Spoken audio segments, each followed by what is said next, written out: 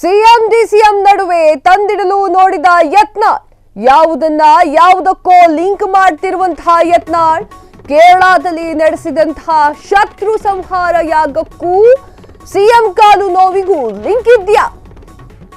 ಹೌದು ಅಂತಾರೆ ಬಿಜೆಪಿಯ ಉಚ್ಚಾಟಿತ ನಾಯಕ ಬಸನಗೌಡ ಯತ್ನಾಳ್. ಡಿಕೆ ಶತ್ರು ಸಂಹಾರ ಯಾಗಕ್ಕೂ ಸಿದ್ದು ಕಾಲು ನೋವಿಗೂ ಲಿಂಕ್ ಇದೆ. ಕೇರಳದ ರಾಜರಾಜೇಶ್ವರಿ ದೇವಸ್ಥಾನದಲ್ಲಿ ಶತ್ರು ಸಂಹಾರ ಪೂಜೆ ನಡೆದಿದೆ.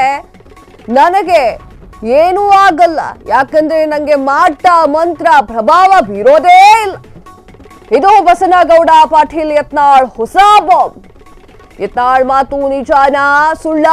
ನಡೀತಿದೆ ಚರ್ಚೆ. ಎಸ್, ಬಸನಗೌಡ ಪಾಟೀಲ್ ಯತ್ನಾಳ್ ಅವರು ಒಂದೊಂದೇ ಬಾಂಬ್ ಅನ್ನ ಎಸೀತಾ ಇದ್ದಾರೆ.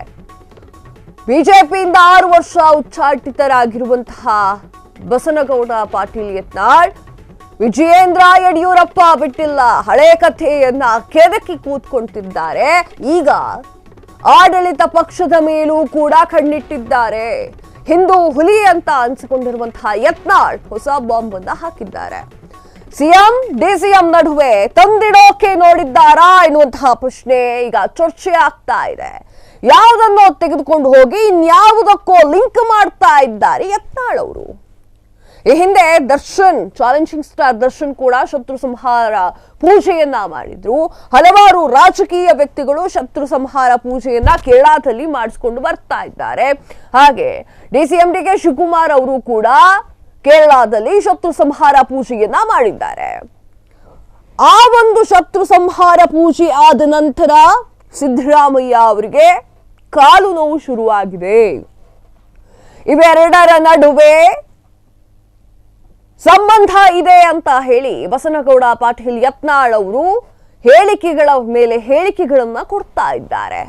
ಯಾವ್ದನ್ನ ತೆಗೆದುಕೊಂಡು ಹೋಗಿ ಯಾವುದಕ್ಕೋ ಲಿಂಕ್ ಮಾಡ್ತಾ ಇರುವಂತಹ ಯತ್ನಾಳ್ ಅವರು ಕೇರಳದಲ್ಲಿ ನಡೆದಿದಂತಹ ಶತ್ರು ಸಂಹಾರ ಯಾಗಕ್ಕೂ ಸಿಎಂ ಕಾಲು ನೋವಿಗೂ ಕೂಡ ಲಿಂಕ್ ಇದೆಯಾ ಎನ್ನುವಂತಹ ಪ್ರಶ್ನೆ ಈಗ ಸಾರ್ವಜನಿಕ ವಲಯದಲ್ಲಿ ಸೃಷ್ಟಿಯಾಗ್ತಾ ಇದೆ. ಸಿದ್ದರಾಮಯ್ಯ ಅವರ ಕಾಲು ನೋವು ಹಾಗೂ ಡಿಕೆ ಶಿವಕುಮಾರ್ ಅವರ ಒಂದು ಶತ್ರು ಸಂಹಾರ ಪೂಜೆ ಎರಡಕ್ಕೂ ಕೂಡ ಲಿಂಕ್ ಮಾಡಿಕೊಂಡು ಮಾತನಾಡ್ತಿದ್ದುವಂತಹ ಬಸನಗೌಡ ಪಾಟೀಲ್ ಯತ್ನಾಳ್ ಅವರು. ಸಿದ್ದರಾಮಯ್ಯ ಅವರಿಗೆ ವಯಸ್ಸಾಗಿದೆ, ಕಾಲು ನೋವು ಬರೋದು ಸಹಜ. ಈಗ ವಯಸ್ಸಾದವರಿಗೆ ಕಾಲು ನೋವು ಬರಬೇಕು ಅಂತೇನಿಲ್ಲ, ಆದ್ರೂ ಕಾಲು ನೋವು ಬರುವುದು ಸಹಜ. ಅದೇನೋ ಹೇಳ್ತಾರಲ್ಲ, ಕಾಗೆ ಕೂರೋದಕ್ಕೂ ಟೊಂಗೆ ಮುರಿಯೋದಕ್ಕೂ ಒಂದೇ ಗಳಿಗೆ ಇತ್ತಂತೆ.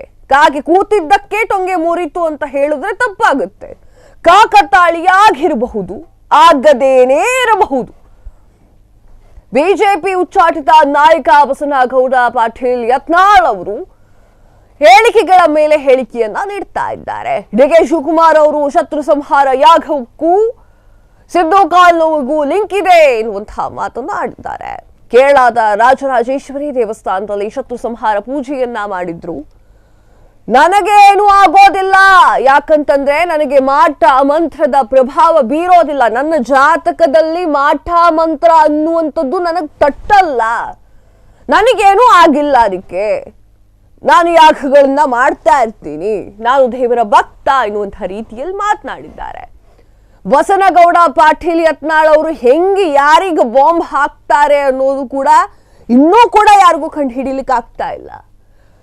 ಆಡಳಿತ ಪಕ್ಷವನ್ನು ಬಿಡ್ತಾ ಇಲ್ಲ, ತಮ್ಮ ಪಕ್ಷದಲ್ಲೇ ಇದ್ದವ್ರನ್ನೂ ಬಿಡ್ತಾ ಇಲ್ಲ, ಯಾರನ್ನೂ ಕೂಡ ತಮ್ಮ ಮಾತುಗಳ ಒಂದು ಬಾಣದಿಂದ ಮುಕ್ತವಾಗಿ ಬಿಡ್ತಾನೆ ಇಲ್ಲ. ಯತ್ನಾಳ್ ಮಾತು ನಿಜಾನ ಸುಳ್ಳ ಎನ್ನುವಂಥದ್ರ ಬಗ್ಗೆ ಚರ್ಚೆಗಳು ಈಗ ಸರ್ವೇ ಸಾಮಾನ್ಯವಾಗಿ ನಡೀತಾ ಇದೆ. ಇವರು ಹೇಳಿದ ನಂತರ ಅನುಮಾನಗಳು ಕೂಡ ಸೃಷ್ಟಿಯಾಗ್ತಾ ಇದೆ, ಆಗಿರಬಹುದಲ್ವಾ ಅಂತ. ಅದೇನೇ ಇದ್ರೂ ಕೂಡ ಕಾಕತಾಳಿ ಆಗಿರಬಹುದು, ಅದನ್ನು ಕೂಡ ನಾವು ಲೆಕ್ಕ ಹಾಕಬೇಕಾಗುತ್ತೆ.